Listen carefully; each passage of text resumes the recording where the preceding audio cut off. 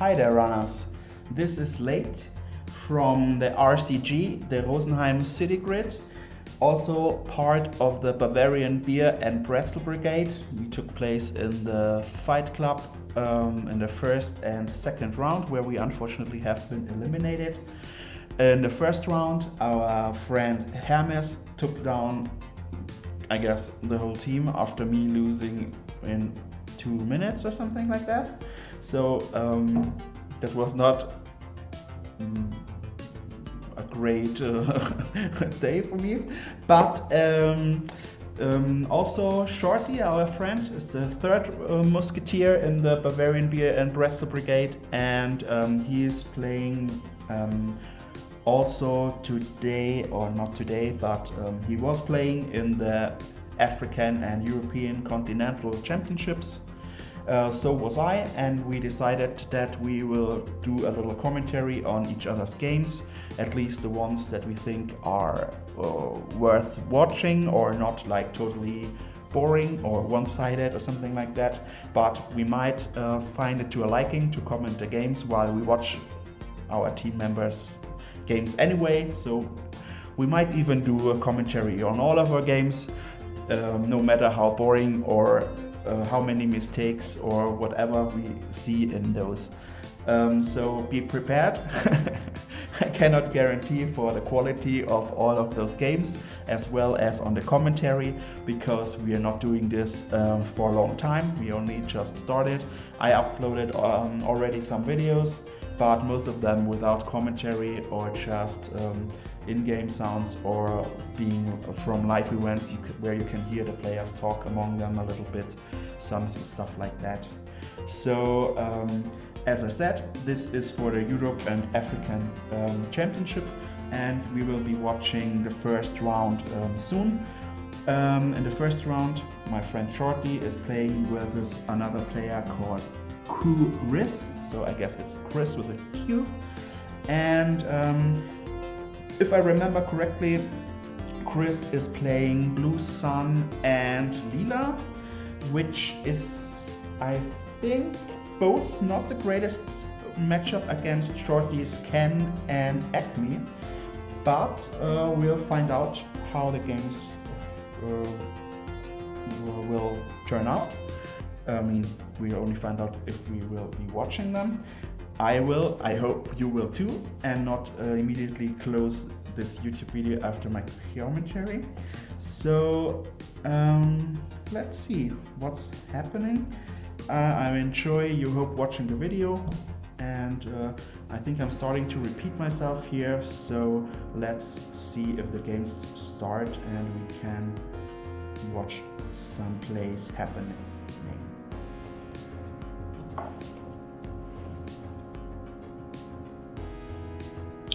So they can start now, I think.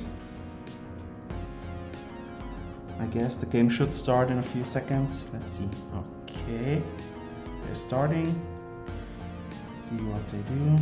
Shorty is playing Acme, 1 SSL, 2 data wards, NGO, and Daily Business Show. Guess he could keep it, but he decides to mulligan it. And okay, this seems not much better, I guess, but cheap ice for HQ is maybe pretty good versus criminals to not get diversion of funded.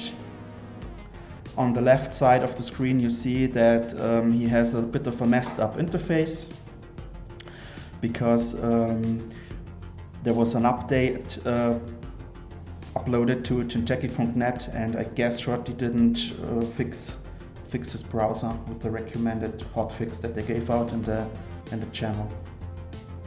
So I see they also have a little bit of discussion of that in the chat, and seems to irritate him a little bit. It is kind of irritating.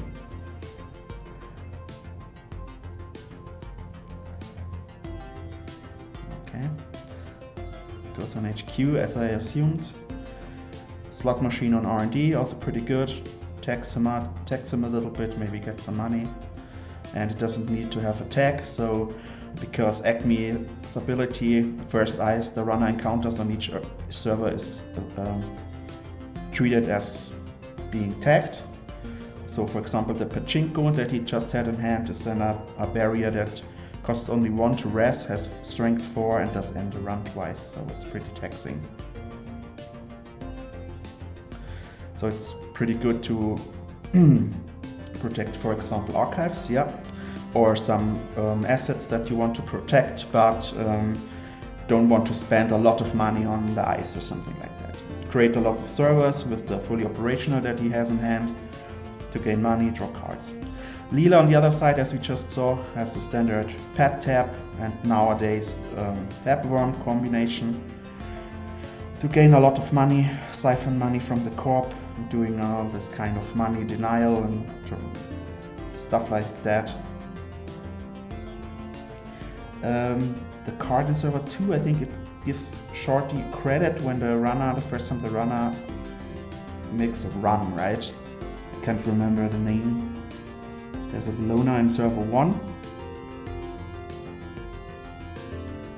Pretty ballsy. I mean, Leela can have inside jobs, whatever, spearfishings, boomerangs. There we go with inside job, but it's going to R&D. So I assume there's not gonna be a res, yeah. And we see an unseen card and count on the turning wheel. The daily quest. That would have been nice behind that ice. Not like that. He's going for another purge for the tapworm. He's only on 7 credits though, so not sure if you want to spend your whole turn on that, but I'm just myself undecided. I do purge those tapworms a lot myself, I have to admit.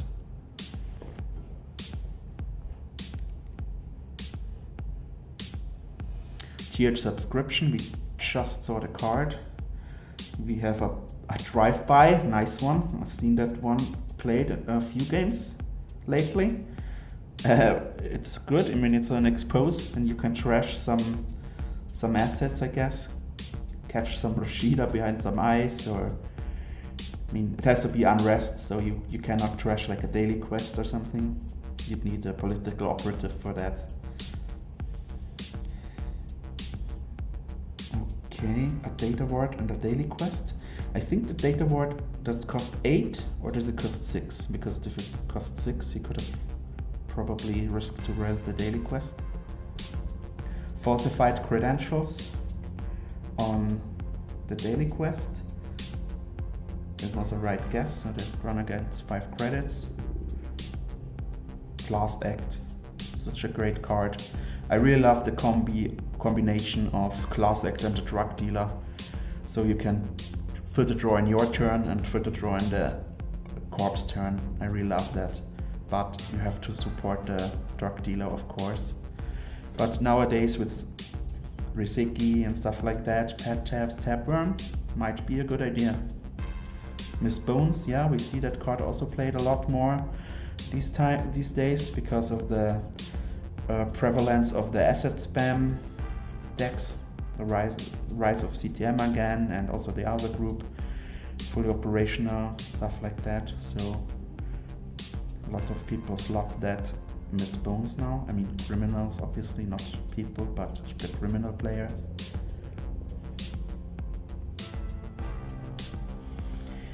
Okay, so he played the fully operational and trashed the pet tap. Did he trash the pet tap afterward, right? Okay. Inside job on the daily quest. He really would have liked that money, I assume. Another SSL. I mean, not another, but another agenda. Okay, this seems like a good play.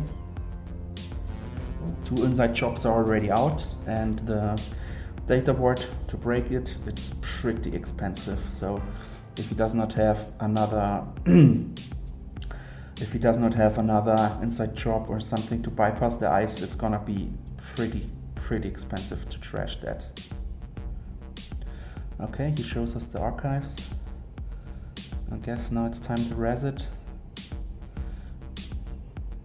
but then I guess he cannot protect his Bellona. The runner tries to run there. Runner is on 16 credits, so I assume he's going to pay 3 credits and bounce. Also worth mentioning is that Data Ward has like 4 subroutines, so it's also well protected against boomerang. But with the criminals, of course, they have the inside jobs and stuff like that, and Acme like to play servers with only 1 ice in front, so it's good that there's already 2 of these inside jobs out, I guess. Now here, do you res it? Do you think you can get 3 credits back? See the res. And we have 2 resources, yeah, so he gains 3 credits back. I'm pretty sure he will like that a lot. And we don't see an agenda, which is pretty good for Shorty, because if Leela sees an agenda here, I assume the HQ ice would have been bounced and a doof maybe incoming because of 2 clicks left. Like this, he could avoid it. So I would think it's not the worst idea to put a pachinko on the HQ, just for that reason. So whatever ice he bounces, the pachinko or the IP block, there's still 1 ice that can end the run. And the IP block is not completely useless as like a second ice, because it still has the trace to tag the runner and then give him a tag and then fire the second subroutine. So I guess that would have been an idea, but he opted to make a new server, and server 4.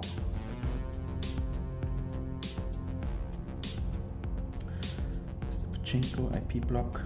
There's another drive-by and a paperclip in the bin. We see a Mumba temple here. We see a slot machine. Okay, Mumba temple into server 4, gain a credit, seems good. At the moment, Shorty seems to stabilize a little bit. He is back on 12 credits. The runner is only on 9. Now the pachinko costs 2 more because of Hernando Cortez. Also pretty mean card.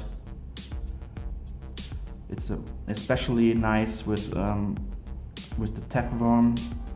So, well, actually not. I mean, both those cards kind of make the corp want to have low money, but on the other hand, do you really ever want to be low on money?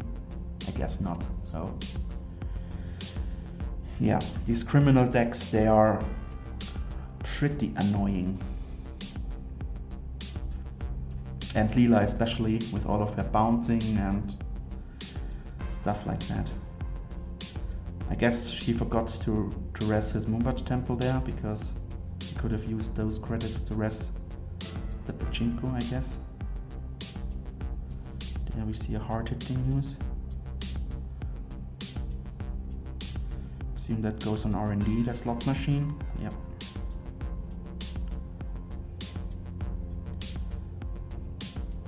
And there's still the Bellona sitting in server 1. I can't remember, I think it's a data ward also, right? In front of the server 1. So we see the paperclip is in the bin. And paperclip is not too shabby against data ward. It costs 7 plus 3 and a tag. So it's since the most wanted list was replaced with the new ban list, data ward got a little worse, because with Kuroda it is like 10 credits to break and also the 3 or the tag, so you pay 3 more. So big barriers with a lot of subroutines definitely got a little weaker since the ban list, I'd say.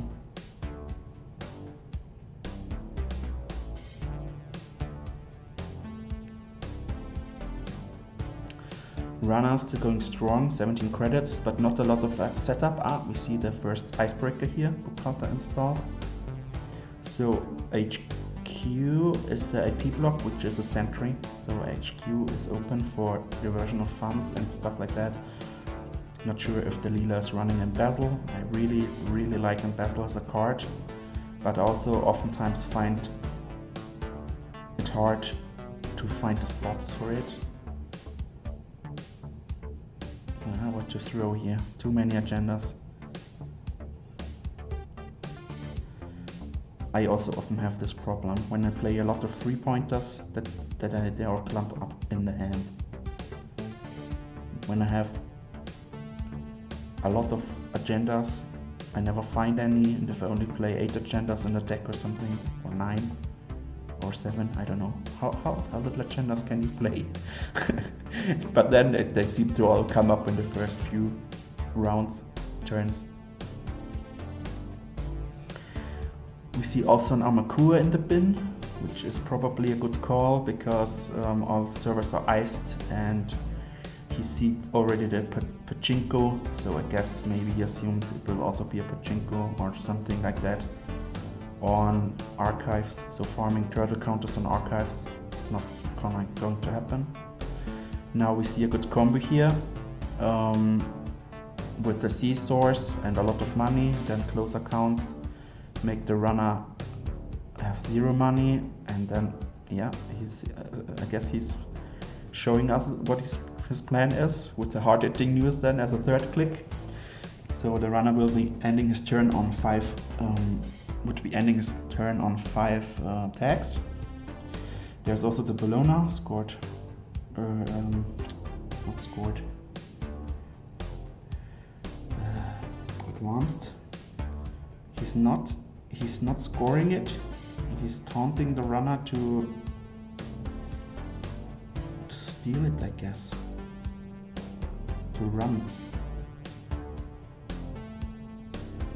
I think I would have taken the 5 points here. I mean, he's already on 33 credits, and the runner will make a run at some point. So the sea source will happen, I think. I don't think the runner will. There's already the run happening. But as I said, I don't think the runner will just money up and gain more credits than him with his daily quest ticking all the time.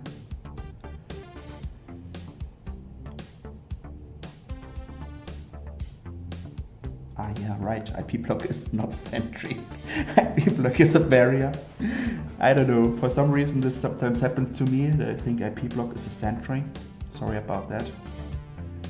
There's the steal, there's the bounce. It's not great. Now I assume we see the okay exchange. It's also nice with the fly on the wall.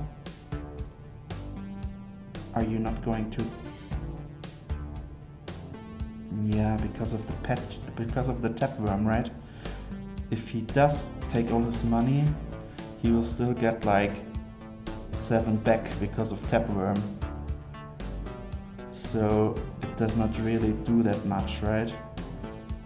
There's the no one home, which makes him trace twice, I guess.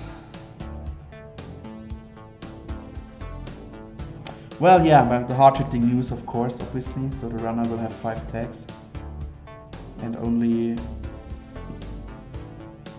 not that many credits.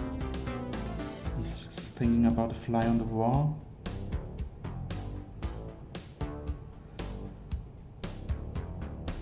Well, as I said, I guess I would have scored the 5-3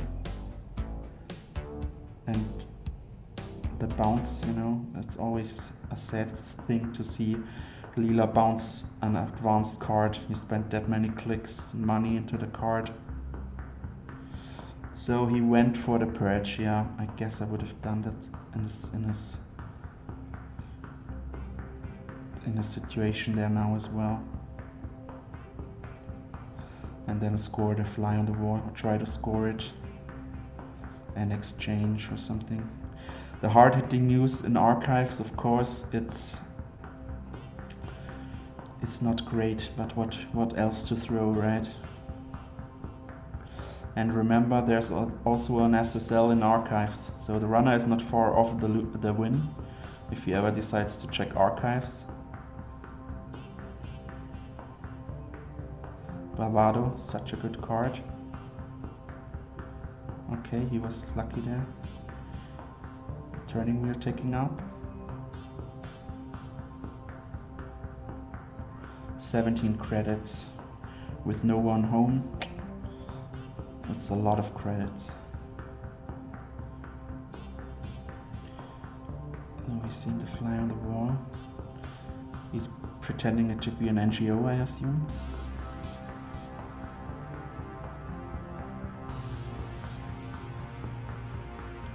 Now let's see what the runner does with his 4 clicks.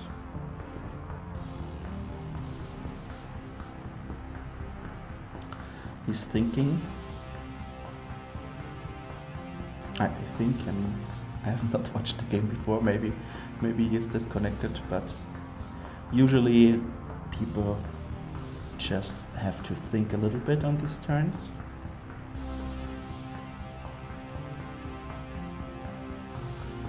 Spectator coming in,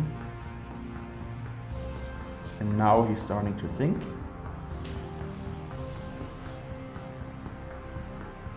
Before he did something else, maybe, I don't know.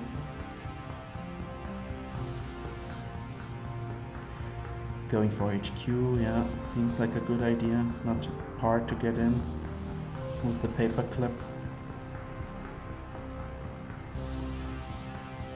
And you have money. You gain the turning wheel counter.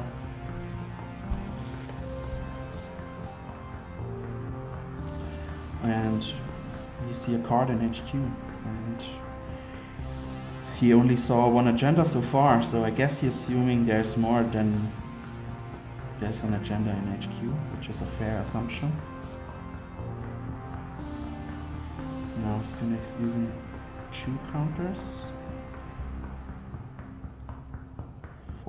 4 counters, so that's the Bologna and another bounce.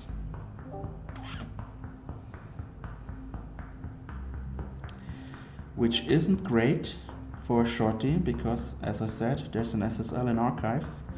Now the C-source play, of course, is going to happen, I think, but he has nothing to exchange. He has no. Oh, there we go.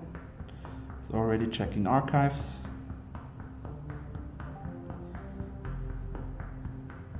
Something's making little beeping noises here in the background.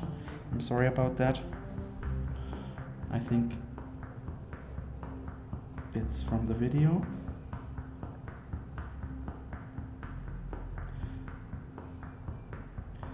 Okay.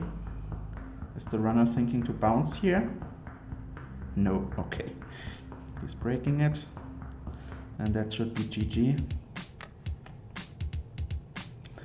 Yep, I guess it was just a little too risky played with the not scoring of the Bologna when you already have an SSL in the archives.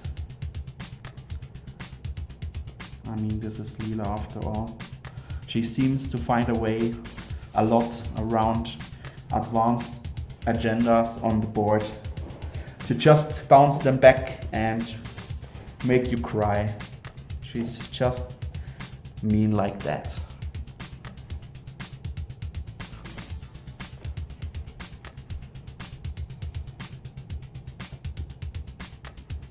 Runner was worried about double punitive.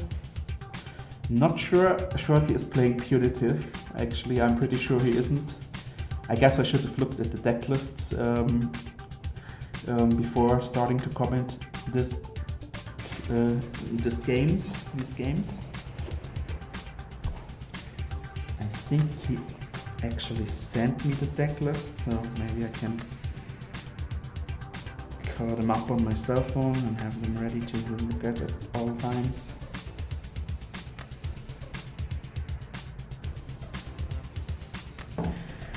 So they're having a little after the game discussion. I always like that, especially in the bigger tournaments, if you not just say GG, well played and leave, but of course on the other hand it's all timed and you have to be wary of those timed rounds which are always not the greatest, I think, if you cannot finish both of the games. So I would probably have the chat at the end of the second round, but I mean, I totally understand the wish to discuss and rehash the game you just played a little bit. And it was an interesting game, I think. Not too many big misplays. It could have gone either way, I'd say. But unfortunately for my friend Shorty, this time it was not him who won the round, won the game. So we see the swapping. Shorty is on Continental, which gains him a credit the first time he plays a run effect, and Qris is on Blue Sun. He can take back rest cards to his hand and gain back the rest costs of the money. Haha, Shorty already complaining. He is not geared for like glacier decks and stuff, I guess. He's was hoping to find a lot of open servers for all of his run events and fast advance, I guess. He wants to play Titan. Not sure. Okay, it starts a little bit like Titan with like a hostile takeover score first turn. Everything's naked, which is not, of course, not great against criminal and the diversion of funds, which Shorty has in hand. He immediately plays it, gains a card from any cam. He plays another run event.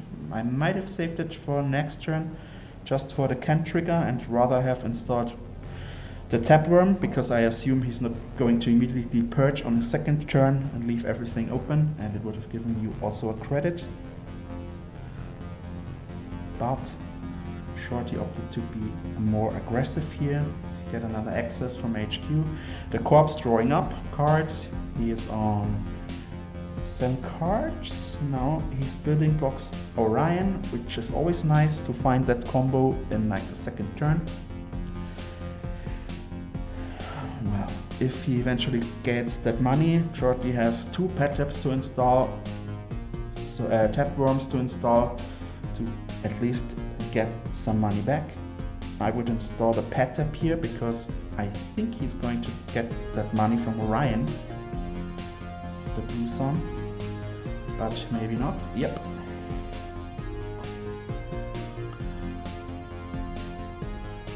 But Shorty, he already commented some of my games, the other tournament, like Black Lives Matter tournament, I think it was.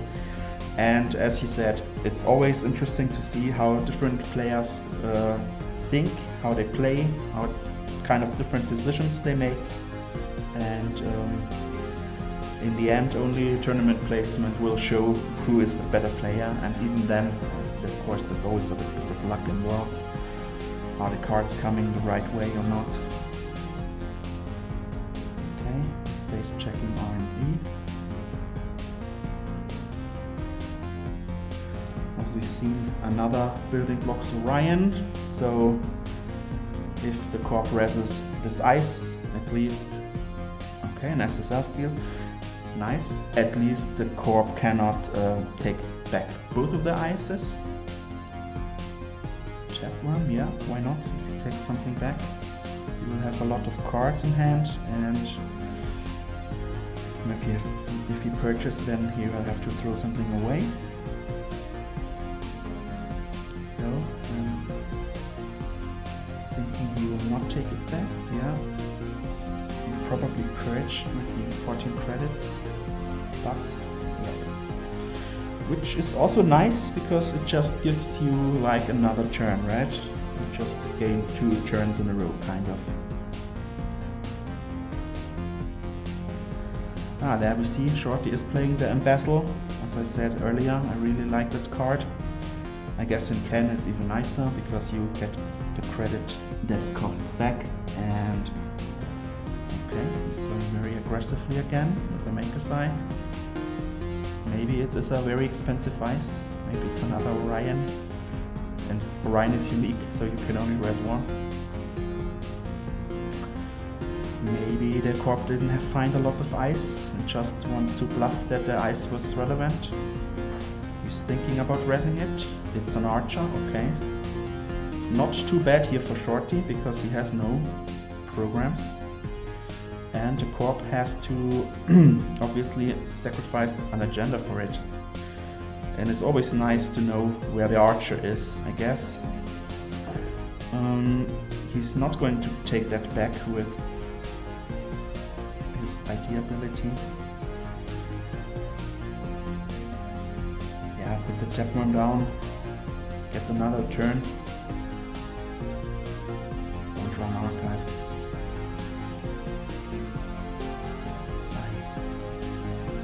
There's one card. What is it going to be?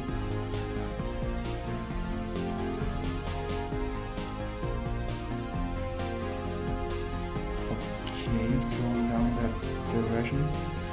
Probably not the worst. I mean, he is expecting Busan to be filthy rich, so taking 5 from them for 2 clicks. I mean, you also gain 5, of course, so the credits changes like 10 credits, but I guess those tapeworms and then Bretzel versus the incoming punitives or something.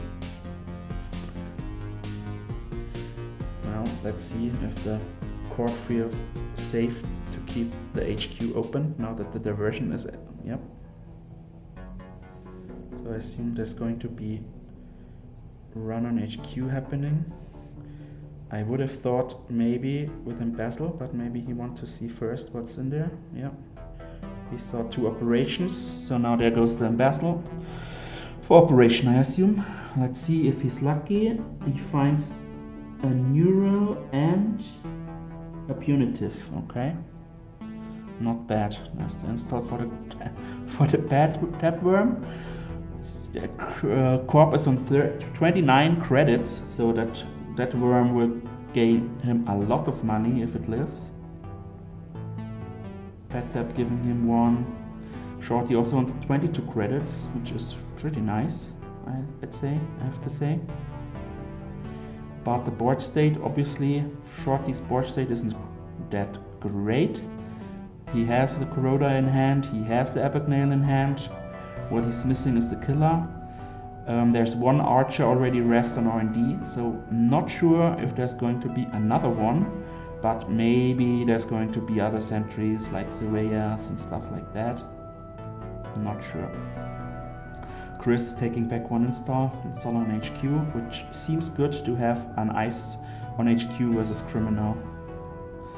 Bravado. I guess ice will be rest with 30 credits, so it's more or less certain. He could have installed his icebreakers here first, I think. I mean, he has a lot of credits. And then make the corp rest the ice and maybe even get through if it's not a sentry, you know. I mean, this is on Orion. Orion cost a lot to break, obviously, but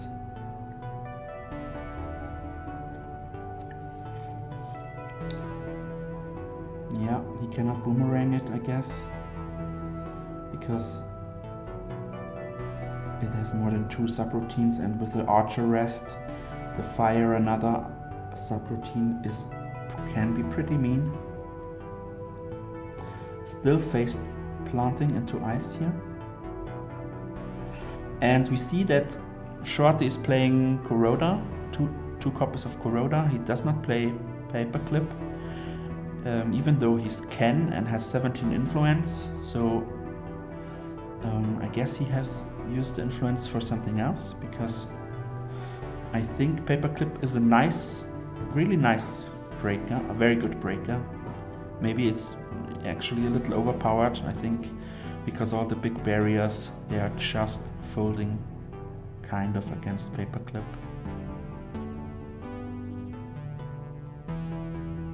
Yeah. That's going to be a play, I guess, with the inside job.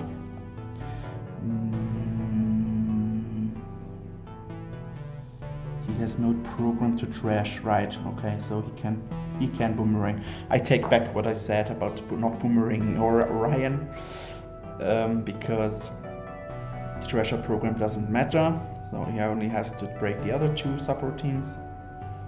So well played, Shorty, for not installing any icebreakers here and face planting into everything.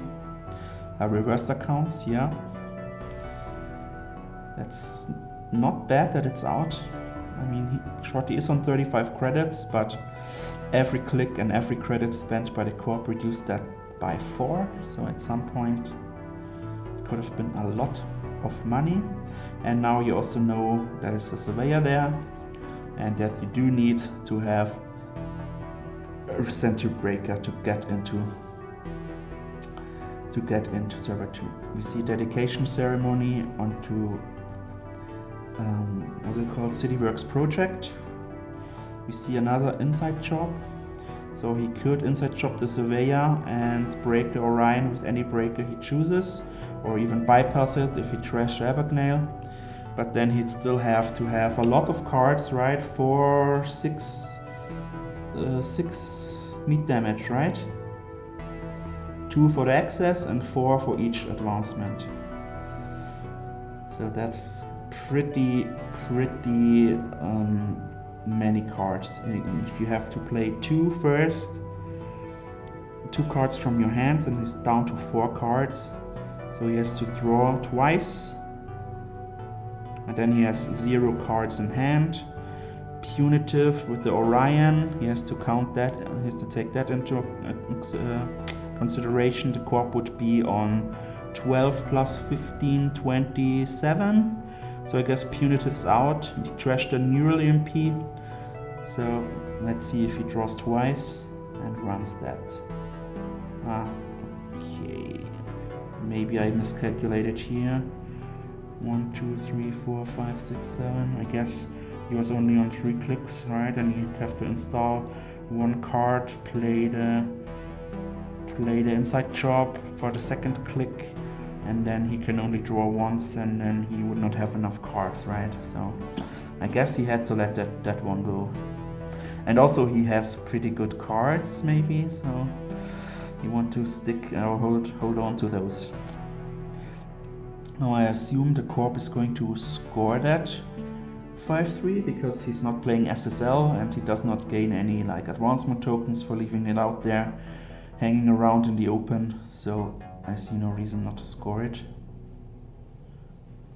Yep, he's scoring it. Not taking back any ice.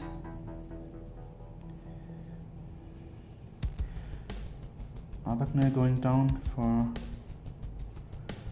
maybe an HQ access or something. Yeah, with the Bravado. Of course, Offshore is pretty great. Ice in HQ. It makes the runner lose twice every time. There we see that as another punitive. Would have been in HQ. Special order, which could get out the sentry breaker, which probably a good idea, but he might not want to telegraph it. Keep it for next turn. So the corp might install something behind a sentry, which seems safe or something, or safe. How can you ever be safe with inside jobs, boomerangs, stuff like that? But I guess more safe is the right word. There we see the Buchalter coming out into a Maker's Eye. Yep, Buchalter not too shabby against Archer. Okay, let's puzzle the building blocks. Oh god, another Afshar, so that is already 6 credits to gain into HQ.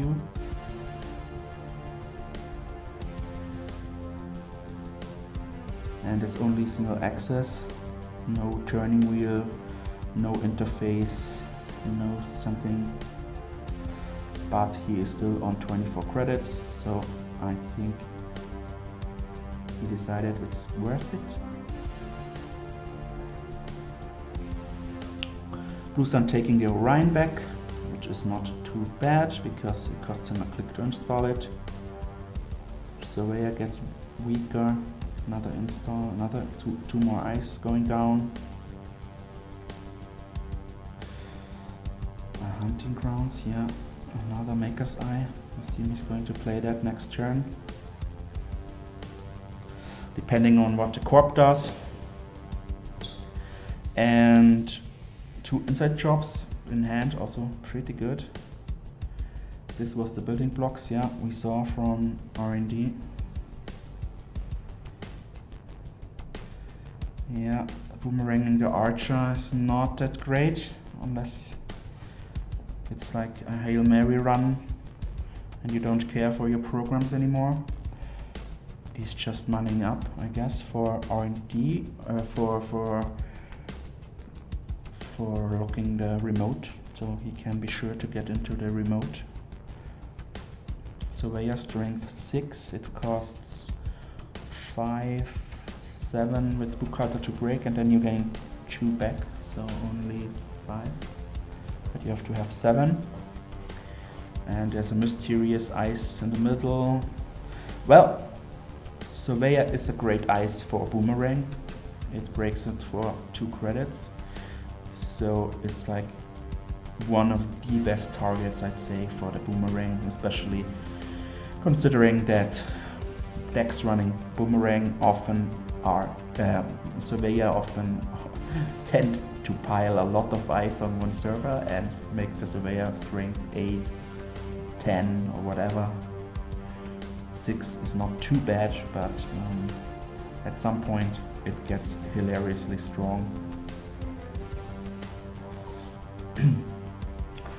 Corp thinking a little bit, drawing up. So there's some cards in archives at the moment, I'd say. Exclusive party. He's running HQ. He doesn't want to see the Maker's Eye. There's a slight problem. Yeah, the runner, the corp used that Fire Unbroken subs routine a little early, I think. Or maybe Shorty had chosen the wrong sub, I'm not sure what happened. So maybe Shorty wants to steal an agenda from HQ and then use the Maker's Eye as like a finishing move or something.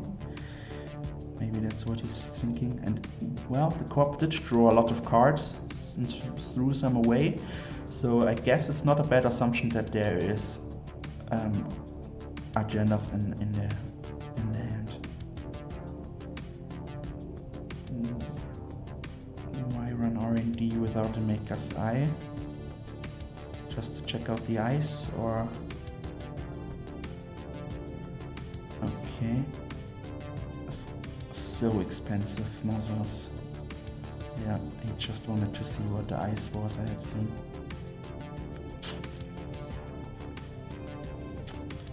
But I mean, if you pay 7, right, then you can also pay the archer and see 3 cards from R&D. I think it would have been 3 fresh ones. Or yeah, the corp did draw a lot, so I wonder how many face down cards are in archives, but I assume there's no hostile thrown away or another agenda. Not all players do that. I mean, Shorty, he likes to throw 5-pointers into archives and then not score 5-pointers on the board against Leela, but everyone, as I said, has a different style. And there we see it. 5 server scoring server, strength 10 Surveyor. Okay, boomeranging the Marcellus, this seems good. The 1 sub giving the co-op 1 credit does not matter that much. Let's see if he's lucky here with his accesses. We see 4 agendas are already in the score area, so there should be 5 more or something.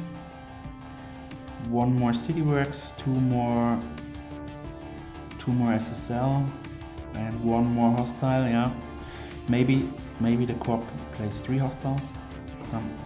Some players think it's the right call to play 3 hostiles and go to 21 points instead of 20, but I assume most players go to the 20 points. you have to play in 49 card decks. Now for another HQ enter access, and there's the game. Another CityWorks project. Yeah, it was a good call for Shorty to assume there was a lot of agendas in HQ, and having a GG well played. Exchange some niceties in the end of the game, which is important.